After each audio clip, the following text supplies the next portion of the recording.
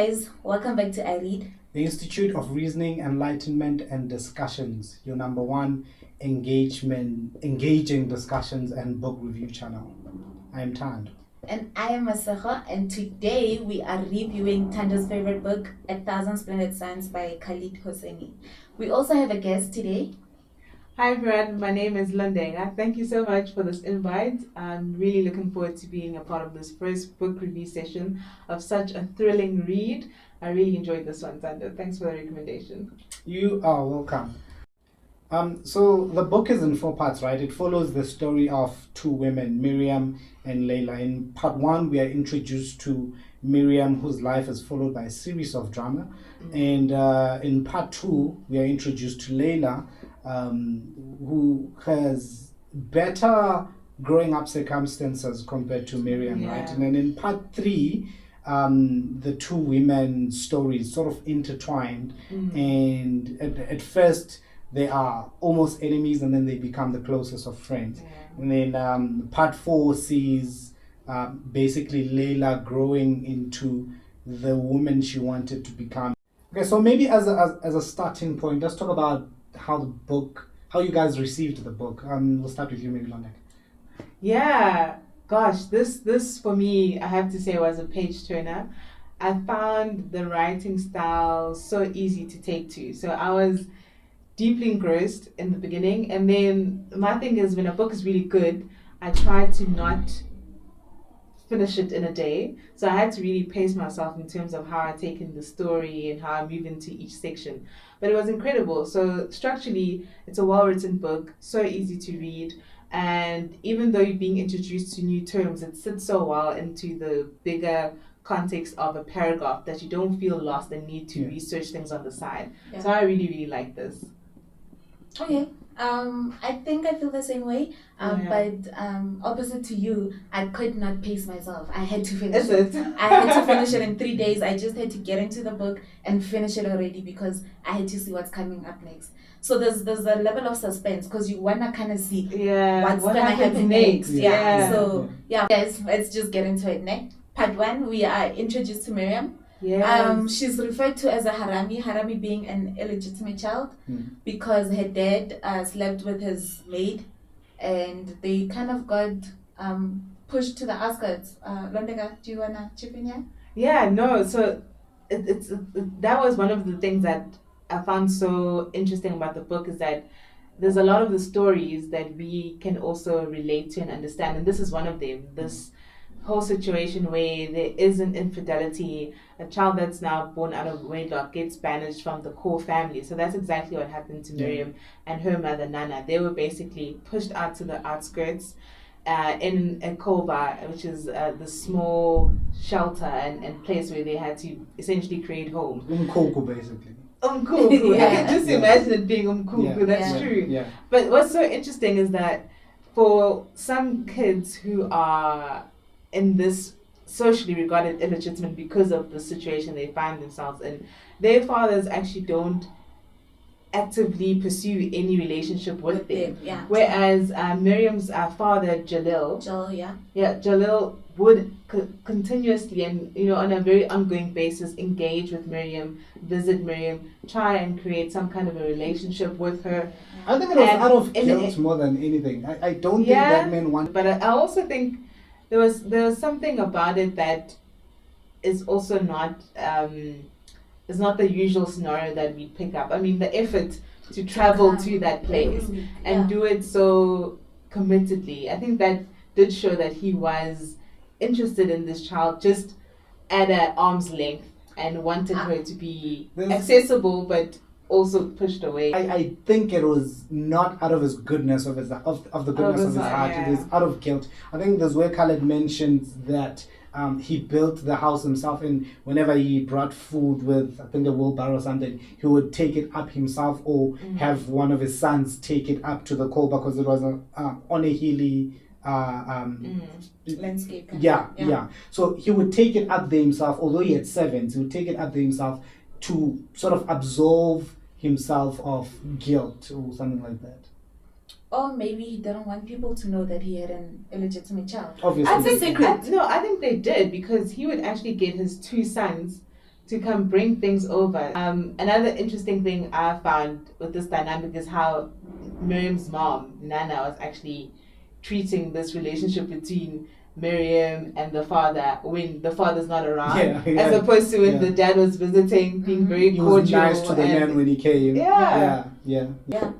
So obviously, I mean, she's not interested in this man, Jalil, as a person, and because when you follow the events, Miriam goes to her dad's place to kind of pursue a relationship outside of the couple. And when she comes back, her mom had killed herself. She had committed suicide. Because I think Nana could not imagine losing her child to that man. And what a turn of events. I didn't expect that at all from Nana. Yes. The suicide. I didn't see it coming. I also didn't see it coming because I thought that Nana would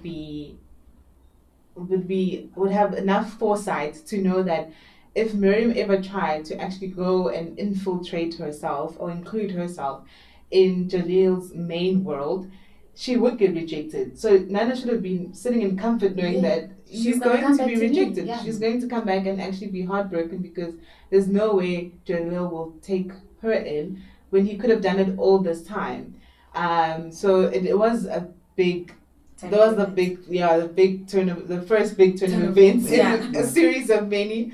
But that was quite shocking. I also didn't expect that. And I guess that's what leads us into this new segment of Miriam's life. Because everything changes after her mom is gone. So we see Miriam, after losing her mother, she goes and stays with Jalil for a couple of weeks. And then basically, I think they were giving her some time to grieve the death of her mother. Yeah. And then they dropped a bomb on her when they told her that she's going to get married at 15. Now we're in Kabul, right? And Miriam is Rashid's new wife.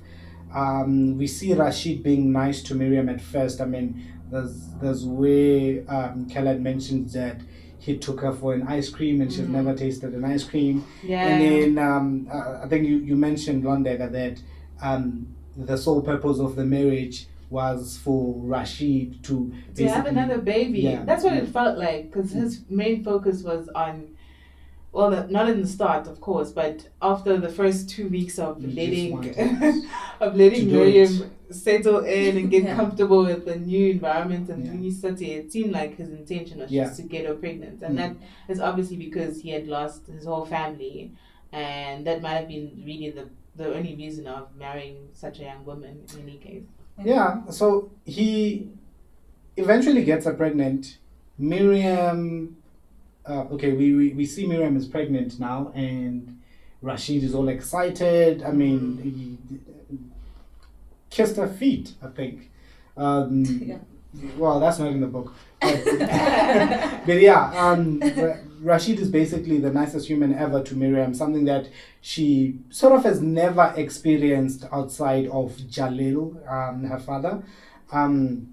But things change when she has a miscarriage. This man becomes the beast and abuses her. And then we get into part 2, which is my favorite part. Yeah. We get introduced to Layla. I love Layla. I love the fact that she's so different to Miriam. She is not... I mean, she's educated. She's a child. She's educated. She has friends. She has a good relationship with her father, which is a contrast to Miriam and Jalil. Yes, that's true. I mean, Layla has exposure to opportunities that other people don't have. She goes to trips that other girls don't go to. So essentially, she is set up for a better life. Unfortunately, the story unfolds differently. You can only imagine in the absence of war, what the kind of grooming Layla could have contributed to the country, to the wider society. So her dad is a really special man because he was already envisioning a better future for his own daughter, but for the women of Kabul. And you could already see it in small extracts throughout the book when we pick up on Layla's story in part 2, because it's sort of a modernized city in many aspects because of the independence that women have. but it's happening in sort of a nucleus where the bigger society is still predominantly patriarchal. War-ridden. But the world that Layla has, that they've crafted and molded for Layla, is so different. So she grows up with such a vastly sort of opposite mindset and capacity than what Miriam was afforded. Right. So fast forward, the Taliban takes over from the Soviets, and now all these new rules are being established. Now they are running the country according to Sharia, which is Islamic law. Basically, they have all these laws. A woman should not be on the streets alone. You should always cover up, wear burqa wherever you go. It's just a different world. It's a different world. Even for small services like hospitals, you only had hospitals for women and hospitals for women. And those hospitals for women were the ones that were hospital for women. Underfunded. Most under-resourced, underfunded. It's a world that is hard to imagine from what we've been able to experience. And so we introduced to Tariq, and they are just friends, lovers. I don't know. They have a bond. They have a special bond. They have a special childhood bond. I think it's one of those relationships in the book that hold well, and also we come back to at a later stage in a very special way. So a wholesome way. In a very wholesome way. So guys, because of this war, there were bombs literally dropping everywhere, and when Layla's family was trying to run away, it so happened that the bomb hit their house, and Layla was an orphan. She lost both her parents, and now we move into part 3, right? Part 3 starts where we learn that Rashid, Miriam's husband, saved Layla, and basically they are nursing her back to health.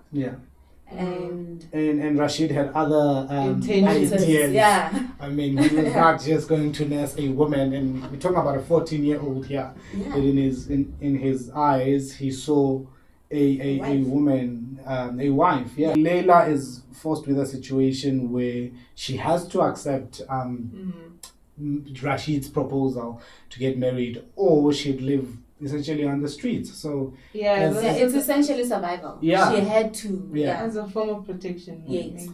So she accepts the proposal. She's married to Rashid. Miriam is not happy about it. Definitely not happy. I mean, this Rashid is all she knows, really, and now here comes this girl who probably will be able to give Rashid a child because she couldn't. This girl is here and taking over a house. She was not pleased. Miriam was not pleased. It's an understandable conflict, and it's also, like you're saying, Rashid was Miriam's world, and it's all that she had known at that stage and found some form of, not really comfort in, but it was her world. And having this new younger person who's probably gonna push her out did make her a bit more vulnerable. But it's amazing how progressively that relationship completely flipped. So fast forward, Layla has 2 kids with Rashid, and Rashid is now abusive, not just to Miriam but to Layla as well. And because she's a smart young woman, Layla, she plots sort of an escape from Jalil, and because her and Miriam are on speaking terms, sort of have a mother-daughter relationship now. She shares her plan with Miriam and asks her to escape with her.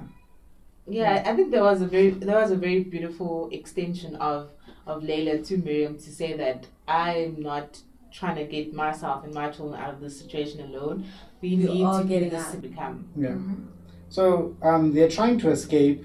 Their escaping plan fails, and now they have to go back to Rashid, and he's not pleased.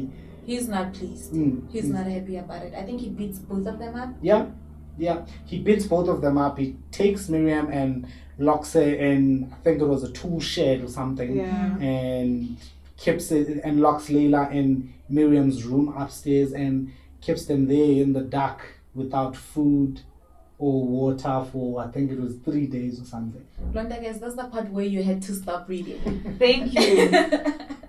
I could not bear another page of this. It made me so incredibly furious. So this is when I had to put the book down, because at that point I was already thinking, if this doesn't end with the ending of this man, then I am not satisfied. Yeah. So I was pleasantly satisfied with how things turned out in the end. He had to Sign of he had to go. He had to That's the go. only avenue or pathway to freedom. Because they tried to go and it didn't work out. It So didn't he work had out. to go. Yeah, Yeah. he had to go. Yeah, so we are met with Miriam making what is the ultimate sacrifice, basically, and killing Rashid in self-defense, I would say. 'Cause Definitely Yeah. self-defense. if she didn't, the man was going to kill them. Yeah. But what is said, and I didn't want it to turn out that way, is Miriam saying Layla can escape and she will hand herself over to To the police. Guys, I won't lie. Because I mean, she hands herself over to the police and she's killed. Mhm. I really was hoping that they would not kill her. I was hoping There that was they no would. way they would not. Right. Final closing remarks, Masa. You guys already know this. I don't like how it ended. I really think Yeah. it could have ended a bit different or Yeah. better. It's not realistic in the way in which it ended. But yeah, that's just my point of view. Londeka. Yeah. I mean, I think maybe I feel like it was the best possible ending. There's stuff I wish we could have been unpacked more, but I think I'm satisfied with the ending actually. There's many other aspects of this book that brought us in and were very interesting, and this is why you really should read this book so you can get into the stuff for yourself. But overall, I loved it. It was a great read.